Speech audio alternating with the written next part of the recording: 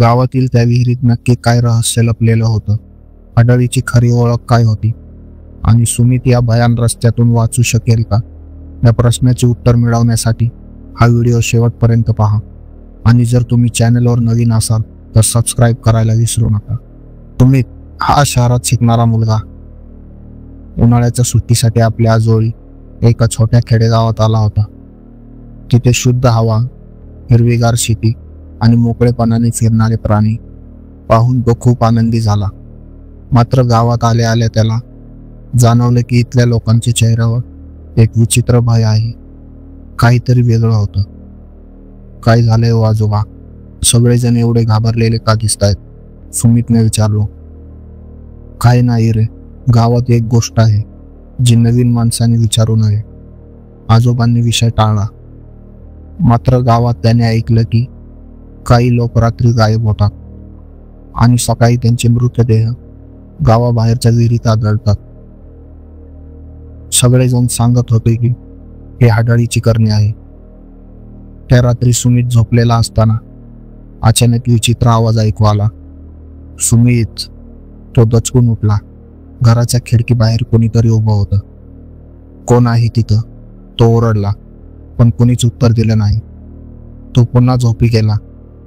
दुसऱ्या दिवशी त्याने गावात चौकशी केली. तेव्हा कळलं की गावच्या काठावर एक जुनी आढळ आहे. कोणीही तिथं जात नाही, पण काही जण म्हणत होते की तिथे गेलेले परत येत नाहीत. सुमितचा विश्वास बसत नव्हता. त्यामुळे तो स्वतः त्या जागी जायचं ठरवलं. तेव्हा तिथे त्याला एक झाडाखाली बसलेली व्यक्ती दिसते. ती थंड डोळ्यांनी त्याच्याकडे बघत असते. तिच्या चेहऱ्यावर पांढरी राख आणि तिच्या पायाचे पंजे उलटे असतात. सुमित घाबरून मागे वळतो, पण तो निघू शकत नाही. तेव्हा ती आढळ त्याला सांगते, मीही तुझ्यासारखी एकटी होते.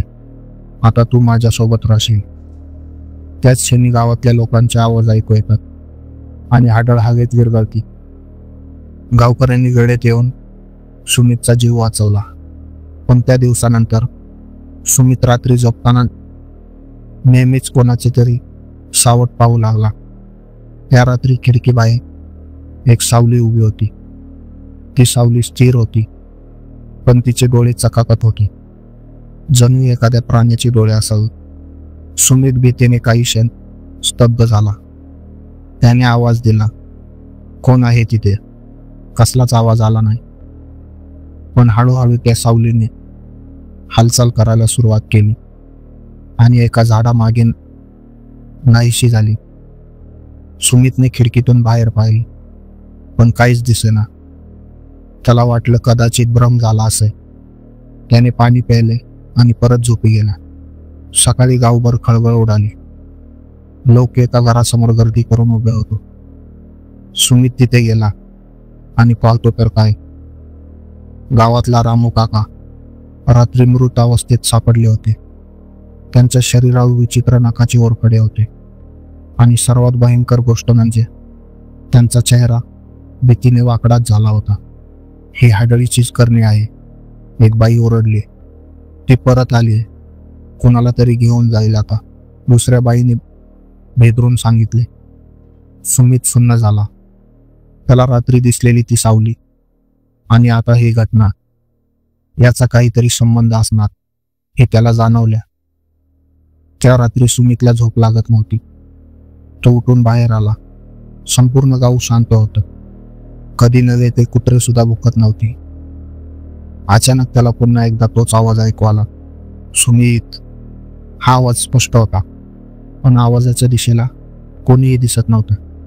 त्याच्या मागे वाऱ्याचा एक झपाटलेला झोत आला आणि एका झाडाच्या टोकावर तोच चकाकणारे डोळे असलेला चेहरा दिसला. सुमित मागे सरकला, पण अचानक त्या चेहऱ्याचे रूप बदलू लागले. ते आढळीचे नव्हते, ती वेगळीच कोणीतरी होती. गावातली माई, जी रोज देवासमोर उदबत्ती लावत असो, तिथे उभी होती. तिच्या चेहऱ्यावर एक विचित्र हसू होतं. तू आढळीच्या शोधात आहेस ना? मग ये, मी तुला दाखवते. सुमितला एक कळेना, ही माई आढळीशी संबंधित आहे की ती फक्त त्याला फसवत आहे. सुमित माईच्या मागे जात होता. आणि त्याचं मन संभ्रमात पडलं होतं. ही माई त्याला मदत करणार होती का आणखी एक भयान गोष्टीत अडकवणार होती? माई त्याला गावाच्या टोकाला एका जुन्या विहिरीजवळ घेऊन गेली. ही तीच विहीर होती जिथे रामू काकाचा मृतदेह सापडला होता. सुमितच्या पोटात भीतीचा एक गोळा आला. इथंच ती असते, माई हलक्या आवाजात म्हणाली. सुमितने खाली डोकावून पाहिलं. पाणी गडद काळं होतं आणि त्याच्या पृष्ठभागावर हलकीशी हालचाल जाणवत होती. अचानक त्या पाण्यातून एक हात वर आला. सुमित घाबरून मागे सरकला. त्या हाताने विहिरीच्या काठावर पकड घेतली आणि हळूहळू एक आकृती बाहेर येऊ लागली. तिचे कपडे चिंबवले होते, केस तोंडावर चिकटले होते आणि तिच्या डोळ्यात काहीतरी वेगळंच भय होतं. ती बाई तीच हाडळ होती. सुमित हाडळीच्या डोळ्यामध्ये पाहत होता. तू कोण आहेस? तो घाबरून विचारत होता. त्या हाडळीने हळूच त्याच्याकडे हात पुढे केला आणि म्हणाली, माझं नाव वैष्णवी, पण मी एकटी नाही. माझ्यासोबत अजूनही कोणीतरी आहे. आता तूही आमच्यासोबत राहशील. त्या क्षणी माईने जोरात काहीतरी मंत्र पुटपुटला. अचानक ती हाडळ एक भीषण किंकाळी फोडून पुन्हा पाण्यात ओढली गेली. माईने सुमितकडे पाहिलं आणि म्हणाली, ही हाडळ वैष्णवी एकटी नाही, तर तिचा नवराही तिच्यासोबत आहे. खरं रहस्य अजूनही लपलेलं आहे, पण अजून वेळ आली नाही. सुमित अजूनही त्या रात्रीच्या घटनेने हादरलेला होता, पण त्याच्या मनात एकच प्रश्न घुमत होता. वैष्णवी आणि तिच्या नवऱ्याचे रहस्य काय आहे? गावकऱ्यांनी लपवलेले रहस्य. सकाळी सुमितने आजोबांना विचारले, मला खरी गोष्ट सांगा, वैष्णवी आणि तिचा नवरा कोण होता? आजोबाचे डोळे चमकले आणि त्यांनी खोल श्वास घेतला.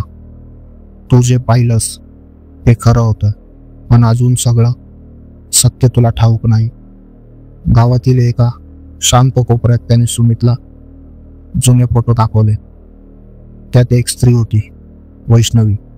ती साधी गवतकाठी स्त्री नव्हती. ती खूप देखणी आणि श्रीमंत घरातून आलेली होती, पण तिच्या आयुष्याने वेगळंच वळण घेतलं होतं. वैष्णवीचं लग्न एका मोठ्या जमीनदाराशी झालं होतं. तिचा नवरा तिला खूप प्रेम करायचा, पण एका रात्री तो अचानक गायब झाला.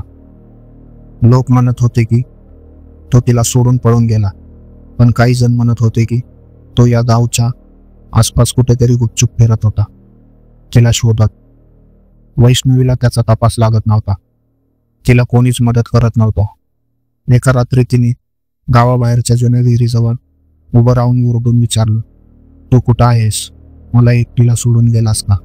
त्याच क्षणी त्या काळोख्या विहिरीतून आवाज आला, वैष्णवी, वैष्णवी.